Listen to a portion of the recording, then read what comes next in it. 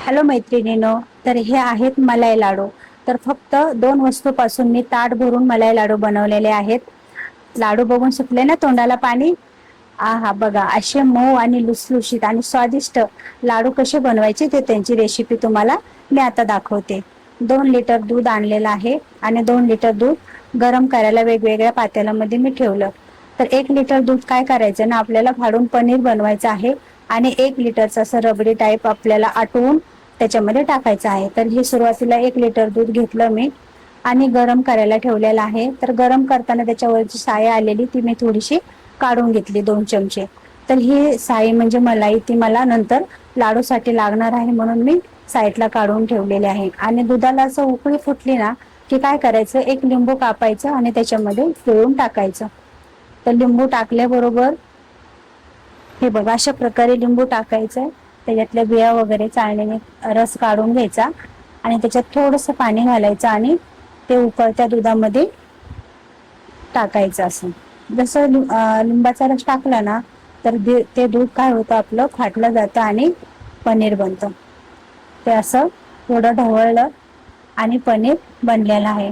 तर आता हे पनीर एका सुती कपड्या घ्यायचा आणि सुती कपड्यावर ते सगळं पनीर असं दाबून त्याच्यातलं जे पिवळं पाणी आहे ना ते काढून घ्यायचं. हे बघा, एक सुती कपडा घेतला, त्याच्यात मी असं पनीर टाकलेलं आहे. आणि हे पनीर मध्ये लिंबू पिळलेलं होतं ना, तर त्याच्यामुळे थोडंसं आंबटपणा राहिलेला असतो, म्हणून स्वच्छ पाणी घ्यायचं आणि स्वच्छ पाण्याने हे पनीर धुवून घ्यायचं छानपैकी. तर हे असं मी पाण्याने ते पनीर धुवून घेतलं.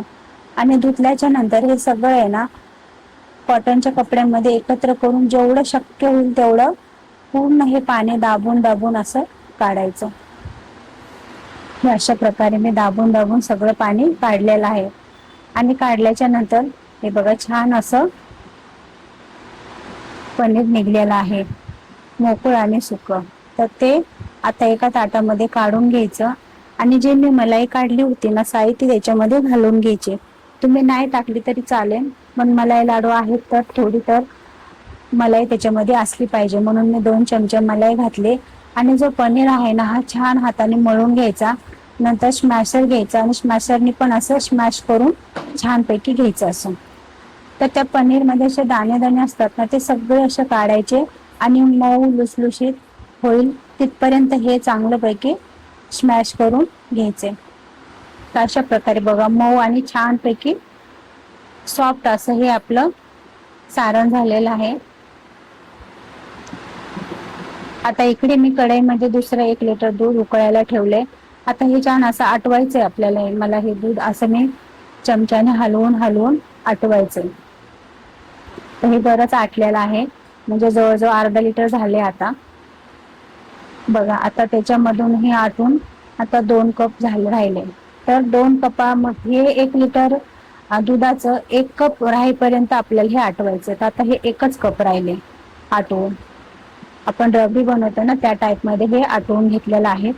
आणि जे पनीर घेतलं होतं ना, चांगलं फेटून ते पनीर याच्यामध्ये घालायचं. पनीर आणि हे आटवलेलं दूध हे दोन्ही चमच्यानी छानपैकी असं एकजीव करून घ्यायचं. आणि याच्यामध्ये आता घालायची 1 चमचाभर इलायची. इलायची घातल्यामुळे ह्याचा जो स्वाद आहे ना, हा अजूनच चांगला लागतो. तर असं 1 ते 1.5 चमचा इलायची पावडर घातलेली मी इथे. आणि हे चांगलं असं चमच्याने हलवून एकजीव करायचं. आणि इथे काय करायचं ना, सारखं असं हलवत राहायचंय, खाली करपलं नाही पाहिजे त्याच्यामुळे. आणि इथे साखर टाकली मी फक्त अर्धा कप. थोडीशी साखर घालायची, कारण हे खूप पहिल्या दुधामध्ये गोडवा असतोच, त्याच्यामुळे साखर थोडीशीच घालायची, म्हणजे खायला छान लागतं. आणि मला ना गुळ आहे ना प्रत्येक मिठाईमध्ये खूप आवडतो, म्हणून मी काय केलं, इथे फक्त 1 ते 2 चमचे गुळ घालून घेतलाय. तो ऑप्शनल आहे, ते तुम्ही घालायचं तर घाला, नंतर नका घालू. फक्त साखरेचं करा किंवा फक्त गुळाचं पण केलं जातं, हे लाडू छान लागतात. आता बघा, हे जे सारण आहे ना घट्ट होत आले ना, त्याच्यामुळे काय होतंय ना, खूप अंगावर असं उडतंय. तर हे उडायला लागले आणि खूप चटके बसतात ते मला हाताला, म्हणून मी काय केलंय, वरती झाकण घातलंय आणि असं खाली हलवत राहिले. हे बघा जाडसर असं छान आपलं हे मिश्रण तयार झालेलं आहे.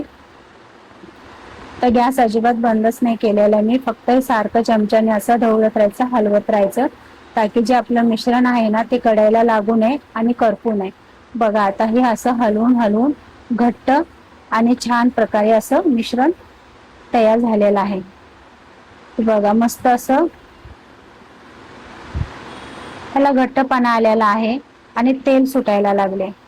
तेल सुटायला लागलं तर काय करायचं, गॅस बंद करायचा आणि गॅस बंद करून मी एक कंटेनर घेतले आणि त्या कंटेनर मध्ये तूप लावलं आणि तूप लावून हे सगळं सारण आहे लाडूचं ते मी याच्यामध्ये घालते. तर हे ना खूप सोपी, बघताना आपल्याला असं वाटतं अरे बापरे याच्यामध्ये काय काय टाकलं असेल, लाडू खूप लाडू बर्फी बनवायचा अवघड. तर मैत्रिणींनो अजिबात अवघड नाही. थोडासा वेळ द्या आणि जर चांगलं हेल्दी खायचं असेल तर हे घरच्या घरी बनवा. कारण आजकाल बाजारामध्ये जे फूड बद्दल चाललेलं आहे, भेसळयुक्त सगळं दाखवतात. तर हे सगळं खाऊन खूप आजार पण वाढायला लागले. तर आपल्या परिवाराला, आपल्या कुटुंबाला जर निरोगी ठेवायचं असेल तर अशी घरच्या घरी मिठाई तुम्ही नक्की बनवा. तर हे बघा छानपैकी असं मी उलथण्याने सेट करून घेतलेलं आहे. किती मस्त झालंय बघा. हे सोपा पदार्थ आहे आणि मी तुम्हाला खूप सोप्या पद्धतीने ही रेसिपी दाखवलेली आहे. तर हे असे ना असे सेट करून कंटेनर मध्ये 10 मिनिटं फ्रीज मध्ये ठेवलं तर याची बर्फी बनते. पण मला याची बर्फी नाही बनवायची, मी याची बनवत आहे लाडू. तर लाडू बनवायला मी घेतलेत. बघा किती सहज मस्त हे लाडू बनतात आणि अशाच प्रकारे गोल गोल असे हे छानपैकी लाडू बनवायचे आणि अशा प्रकारचे लाडू तुम्ही बनवा. माझ्या भावाला तर हे खूप लाडू आवडतात, म्हणून खास मी त्याच्यासाठी रक्षाबंधनला हे लाडू बनवते. तसे तुम्ही पण तुमच्या भावासाठी हे लाडू घरच्या घरी बनवा आणि मस्त स्वादिष्ट हेल्दी आपल्या भावाला खायला घाला. तर हे बघा हे असं कमी वेळेमध्ये आणि खूप कमी अशा वस्तूपासून हे किती छान बघा मऊ आणि खूप स्वादिष्ट हेल्दी असे हे लाडू झालेले आहेत. आता मी याला सजावटीसाठी काय केलेलं आहे, केशर आहे ना थोडंसं पाणी नाही सॉरी दुधामध्ये एकच थेंब दूध घेतले आणि दुधामध्ये हे केशर मी भिजायला घातलेला आहे. त्याचा रंग आहे ना खूप छान येतो लाडूवरती असा ठेवला तर सजवण्यासाठी. तर अशा प्रकारे हे भिजायला घातले आणि ते जे आहे ना भिजलेल्या केसरने मी हे लाडू सजवले. आहा क्या बात आहे. बघितलं ना किती छान दिसतात हे लाडू. आहे का नाही बाजारातल्या लाडूपेक्षा पण छान लाडू. तर हे लाडू असे छानपैकी सजवून घ्या आणि ही मलाई लाडूची रेसिपी तुम्हाला कशी वाटली हे मला कमेंट करून नक्की सांगा. आणि चला मग ठोका एक लाईक आणि माझ्या चॅनलला सबस्क्राईब करा. तर अशा प्रकारे रक्षाबंधन स्पेशल घरातले हेल्दी आणि छानपैकी मलाई लाडू तुम्ही घरी बनवा आणि आपल्या भावाला नक्की खायला द्या. आणि माझी रेसिपी कशी वाटली ते कमेंट करून सांगा आणि माझ्या चॅनलला सबस्क्राईब करा. Bye bye.